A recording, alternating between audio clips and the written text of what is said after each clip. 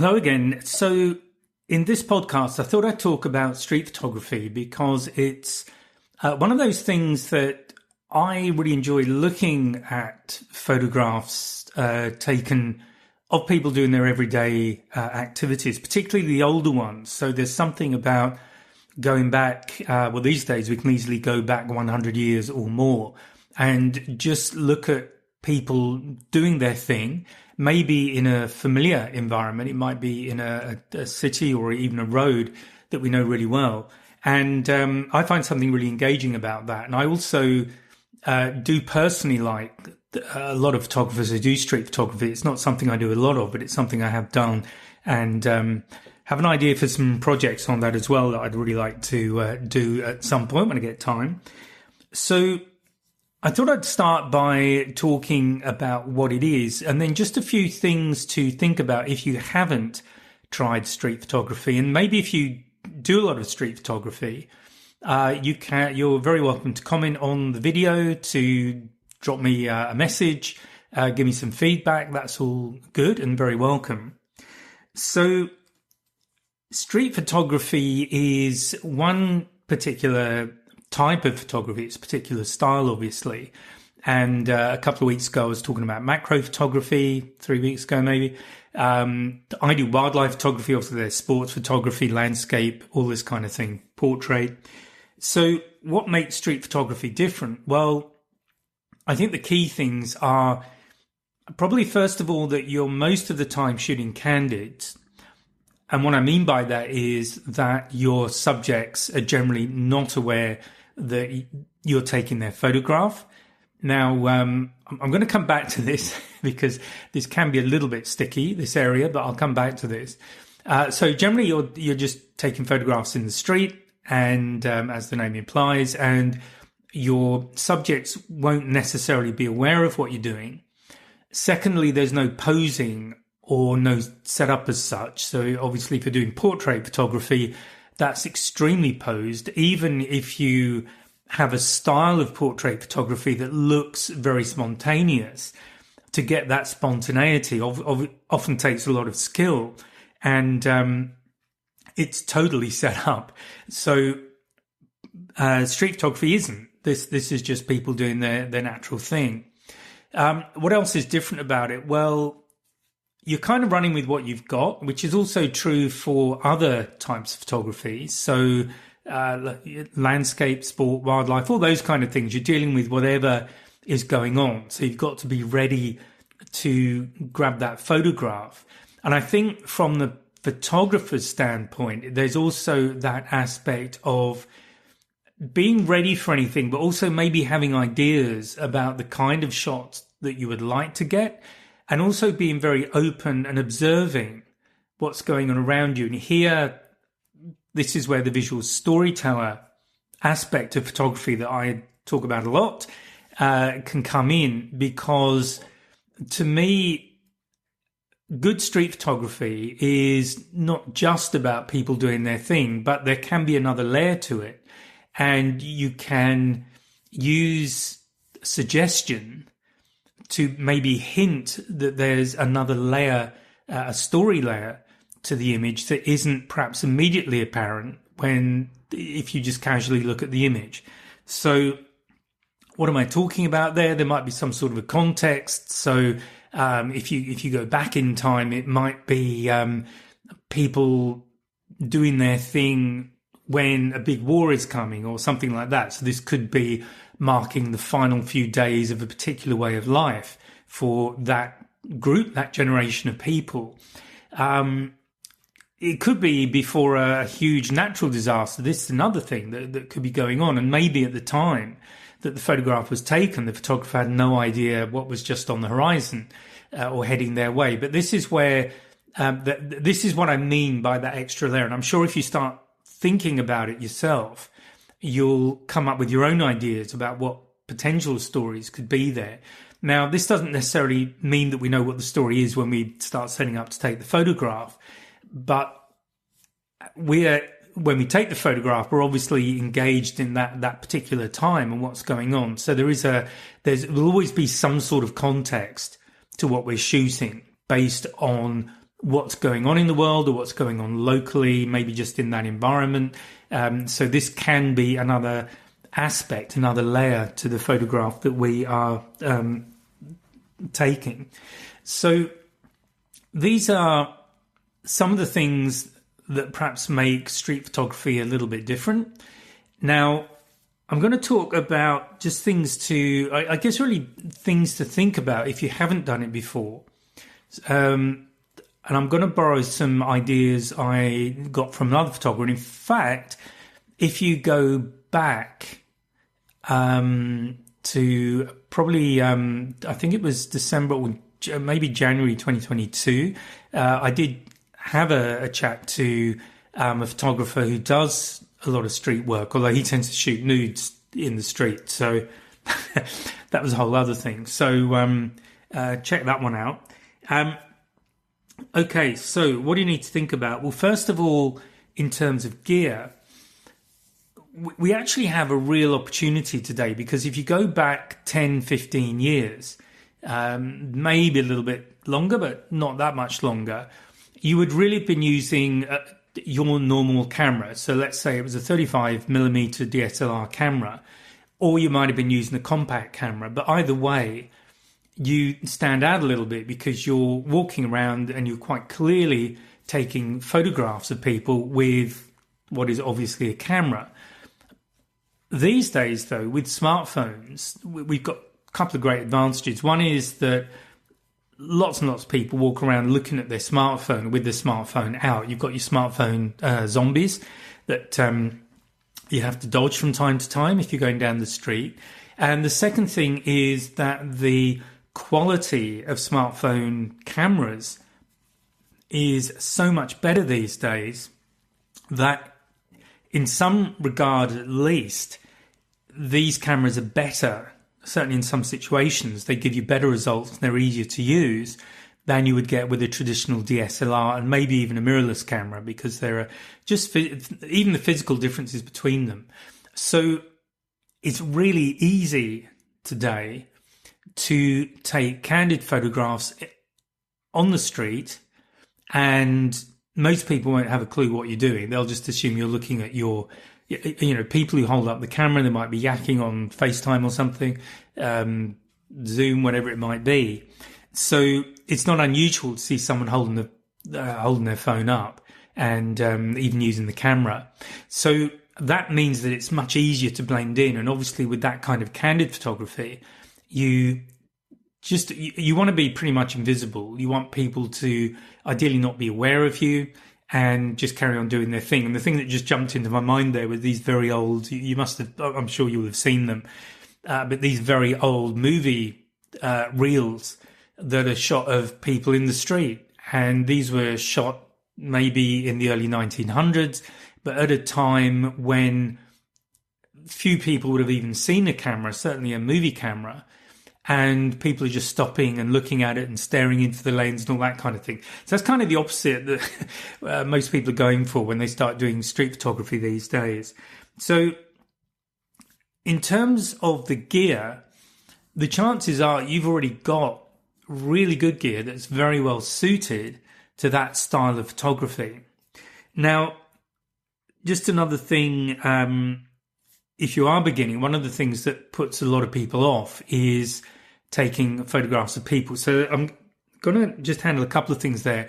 One is you need to understand what is legal where you live. So generally, but don't hold me to this, because you need to check what is both morally and legally acceptable in the place where you're planning to take your photographs. Generally, if people are in the street, they're kind of fair game. There are rules about invasion of privacy, but on the whole, just taking a photograph in the street, you don't have to run around every person that you see there and get them to sign a model release form or that sort of thing. It is acceptable to take photographs in the street to some extent, and that extent is defined by law.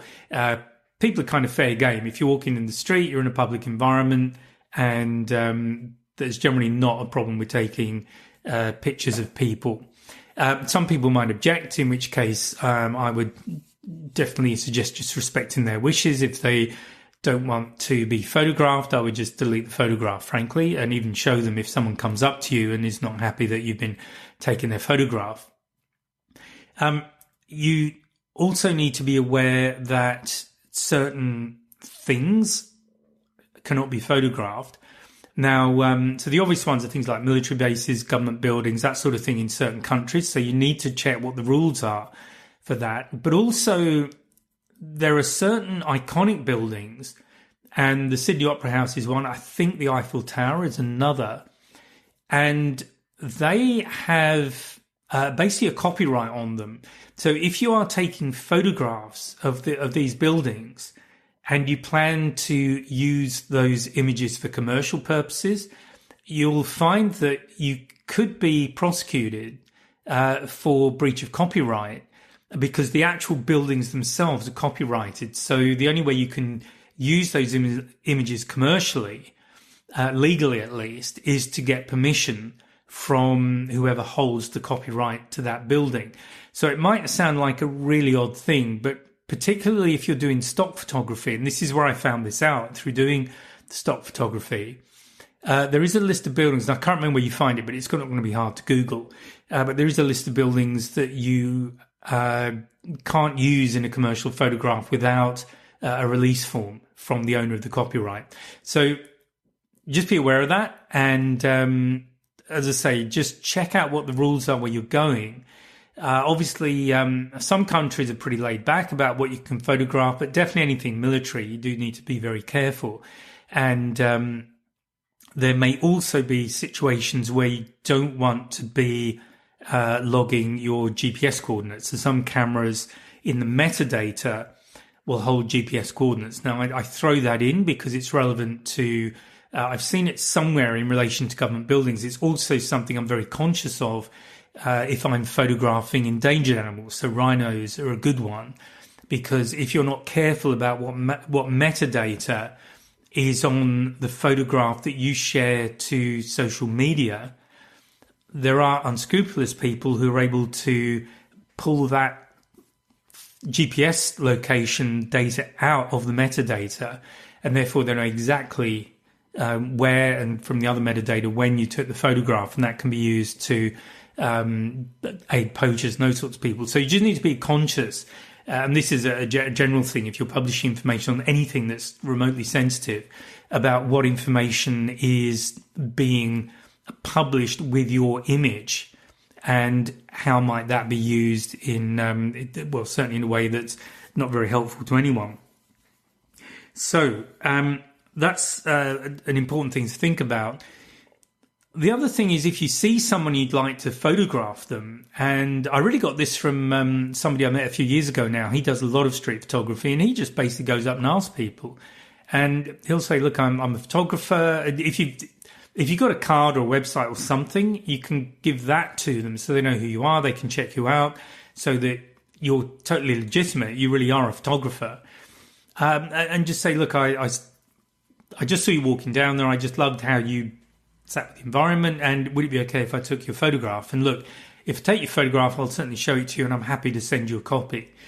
And that, more or less, was the kind of approach he would use. And I think he very rarely got a no. Most people, I mean, if you think about it, most people are quite flattered if you come up to them in the street and you ask to take the photograph.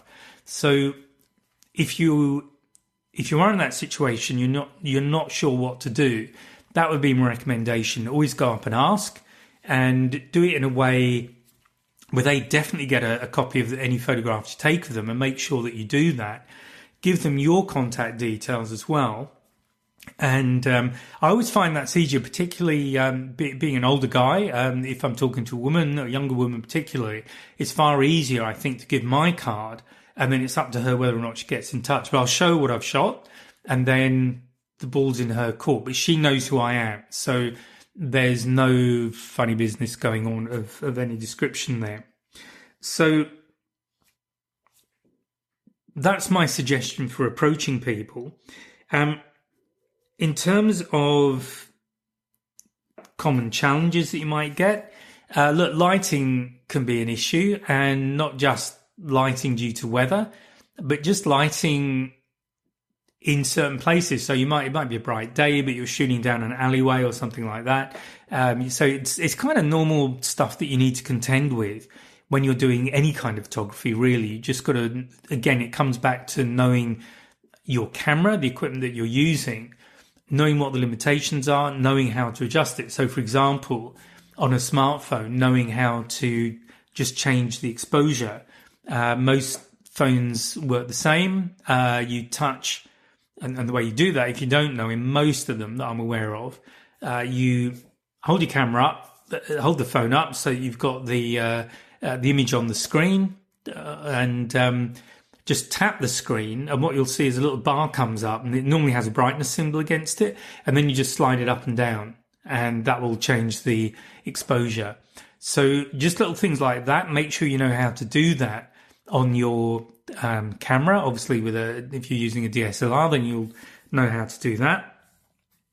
And that's pretty much the kind of stuff to think about. In terms of composition, you've got the normal composition rules apply, unlike macro, which I spoke about a few weeks ago, where it's completely different because mostly you're dealing with a very narrow depth of field, extremely narrow. So you're very likely to have bokeh in the background, totally out of focus background. So make use of that. So in exactly the same way with the street photography, look at what you've got and make use of it. What's the subject? So again, with any composition, the questions to ask yourself are, what is it I'm shooting? What is it about this scene that I want people to see? And how do I guide their eye through the image towards my subject, whatever that might be? If it's a person, or it doesn't have to be a person, it could be something else. It could be a building, could be something that's going on. So it could be a street market with fruit or fish or I don't know what there. But have a think about that. Do be conscious about what it is you want people to look at. What is it for you that's getting you to take that photograph? And that's what you're kind of offering for people to see when you share that photograph, however you do that. Now, always bear in mind, and this is something I always say, this is, in my opinion, where photography becomes art. Other people looking at the image will look at it through the lens of their life experience. So there is definitely a chance that they will see something that you don't see, and it will mean something very different to them. So we don't know. But as photographers, as artists, if you like, we can approach a subject with what it means to us and then photograph accordingly. So I'm going to remind you, if you've heard it before, if you haven't, then it's new.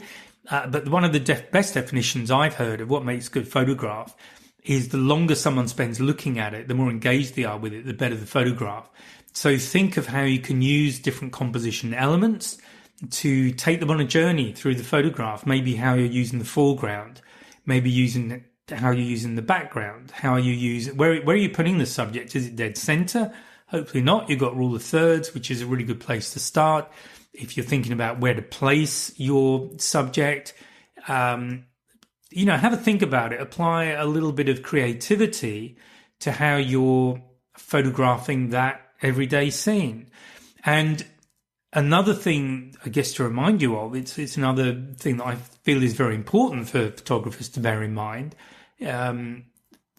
If you're taking a photograph of something, or particularly in a place where a lot of people go, try and find angles or subjects or viewpoints that they won't normally see, and that perhaps gets them to view that place in a different way.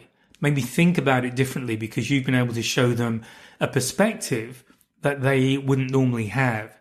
So this, I think, is one of the exciting things about street photography, not only catching people doing their thing, you might get really interesting looks, but you can show a familiar place in a way, in a context that people who know it, maybe walk there every day, haven't seen before, and that to me is really powerful. Now, another thing I like, and I'll share this from a photo walk actually, it's a few years ago in Sydney, it doesn't have to be technically correct. Okay, so yeah, we think about shutter speed, depth of field, light, all that kind of stuff. But I think what is more important is what are you taking the photograph of? And what I'm thinking of is I was with a group. We were having a photo walk, and we had taken them, myself and Colin Seaton, who I did a talk with a few weeks ago. We'd taken them along a place called the Car Hill Expressway in central Sydney. So if you know Sydney, you may know it. But basically, it's a roadway that takes you over the top, more or less, of Circular Quay. And Circular Quay is where you'll find the Sydney Opera House and the Sydney Harbour Bridge. So it's a great place to go for photographs of those places. And that's what we've been up to. And it was getting dusk. And there was a running group, a group of people going out for a run. And we all stood to one side to let them go past. And somebody, now this wasn't me, but they showed it to me afterwards, and I thought it was really good. They'd just been watching them through the camera as they'd run by, and as they were running away from us, so you've got the backs of everybody, one person had turned around as they were running to take a look at it. So you've got this shot, and it does stand out for me, which is why I'm talking about it. But you just got this one face looking back in a group that's slightly out of focus because they're all moving. The shutter speed was relatively slow because it was getting darker. So in order to have a crack at getting the right exposure, the shutter speed was lower than you'd normally shoot it if you wanted to freeze the action. So there was movement in it, lots of blurriness. But this one face just standing out of that crowd, to me, made a great photograph. Now, you could argue that technically things are blurry. They shouldn't be. It should have been a higher shutter speed, maybe change the ISO to support the shutter speed, all that kind of stuff. But this is where definitely taking a good technical photograph is important. But I think the more important thing is that sort of arty side of it. How do you connect with the subject when you look at the subject, and how will somebody else connect with the subject? So that to me is one of the things that makes a good street photograph. What is it for you? If you're thinking about doing street photography, what is it you want to come away with? What's driving you? What's your interest? Have you been inspired by somebody in their photography? It might be someone who's famous. It could be someone you found on Instagram. There are lots and lots of really good photographers out there, and we are again very lucky in the times we live in, because it's within 5 minutes we can look at a huge volume of work from different people, and there's a huge amount to get inspired by. So again, as with any photography, I think it's really important that you're clear about what a good photograph means to you, and have that as one option when you go out and start doing photography. But also be ready for the unexpected, be ready for what comes up. So know your equipment, know how to change shutter speed, change exposure, all those kind of things with whatever it is you're using. Now, I don't use my smartphone very often. When I'm doing my wildlife photography, I do actually use it, but most of the time I'm shooting with my DSLRs. But with the smartphone, I'll tend to use that if I want to do a panorama or I want to shoot movies. So I know how to use it. I know how to get photographs out of it. And you might be in that situation too. It may be that most of your work is done on a DSLR or a mirrorless camera. But again, bear in mind what I've said about using smartphones these days. It's a way of being almost invisible as a photographer. And I think that's much, much better because people won't take any notice of you. It means that you can get them behaving in a very natural way. And to me, that is one of the essences of street photography. It's also, I think it straddles that line between documentary, which is the kind of thing I was talking about earlier when we're looking at photographs that might have been taken a century ago. That to me is more of a documentary type photograph, but also you can add your own flair to it, your own interpretation. Do the blurry out of focus stuff that I was talking about with these joggers, this jogging group that were running past us, and you've got something that is different and can inspire people. So those, I think, really the main things that I wanted to talk about when it comes to street photography. So in terms of what it is, you obviously you're shooting in the street. The things to be aware of legally. Are you allowed to shoot? Be aware of what's in the frame, what's in the background. Are you recording GPS data? So really all of this comes down to what are the rules that you need to obey in the area that you're in, the place that you're in. When it comes to shooting people, always ask them. If you do take a portrait of somebody, if you use that approach that I described earlier, and you take a photograph of somebody and you want to use it commercially, I would always get a model release form. And if you don't know what one of those is, you can Google it or drop me a line and I'll send you an example. But I would always use that. And if the person's willing, again, as I say, I'll always give them my card with my contact details on so they know who I am. But if they're willing to give their email address, then you can email that to them, the model release form, and then you're okay to use it for commercial work. So I've got, as I say, I don't do a lot of street, but I've got it's more portrait work, but there are one or two people I've shot and I didn't do that. So as much as I love the photographs, I can't use them commercially. And also somebody who I did a shoot with who decided they didn't want me to use their images. So basically I just deleted them. And again, I really like the images, but you've got to respect people's their feelings, their rights, and be ethical in what you're doing. So that's it. In terms of composition, again, as with any photograph, think about what's the story. What journey do you want to take somebody on as they move through the photograph? What about the lighting? That's going to vary quite a lot. You're outside, I assume, given that it's street photography. So you've got the usual problems of shooting outside. In terms of the timing, it's about being ready. It's like any kind of photography where you've got things going on and you're not controlling them. They're not scripted. They're just happening.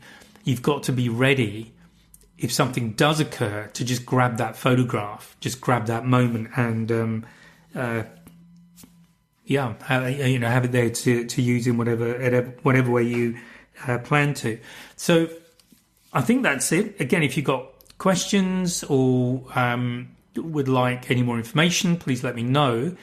If you would like me to cover any other aspects of photography, please drop me a line. And thank you to everybody who has been in touch this year, because I'm shooting this sort of halfway through, shooting it, I'm recording it, halfway through December 2024. So the end of year is coming up pretty fast now. And I would like to just thank everybody. So I will thank you everybody who's been in contact, given me feedback, made suggestions. It is really, really helpful. Otherwise, I just feel like a lot of the time I'm here talking to my microphone. And it's a nice microphone, but not the best company. So it's always good to get that feedback.